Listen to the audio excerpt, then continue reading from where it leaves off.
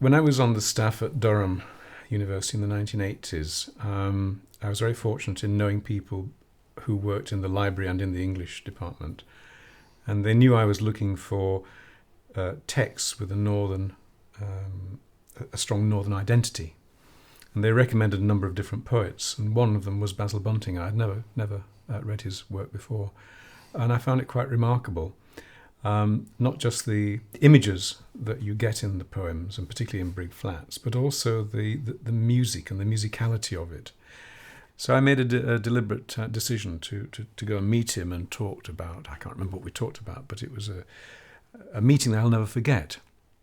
And it was after that meeting that I phoned him up and I said, look, I really admire Brig Flats. I don't understand everything in it because it's partly autobiographical, and a bit like Ezra Pound, it's very, very dense. But the importance of the images in the landscape, and the landscape as a metaphor for something much larger, made a profound impression on me. And I said to him, you've got a wonderful line in your poem, Orion strides over Farne. And I said, the image of Orion and the idea of the story of Orion and the idea of Farne as a place that I know very well, I'd like to combine them, but it's too long as a title. May I call it Orion over Farne? And he said, it's not my line anymore. You can do with it whatever you want. It's a wonderful place historically, where we know that Cuthbert spent time there. It's both within reach of the mainland and the Northumbrian hills, but it's remote at the same time. It's a place that's surrounded by marvellous light and the reflections from the sea. And I just love the name Farne. Far is somewhere distant, but Farne brings it closer. And I just loved the sound of the word.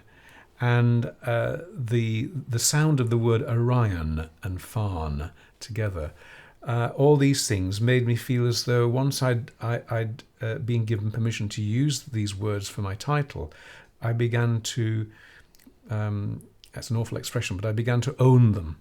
They became mine for the duration of writing that piece. But I do remember that when I was composing Orion, at that time, I tried to be extremely rigorous with regard to pitch organisation and harmonic procedures.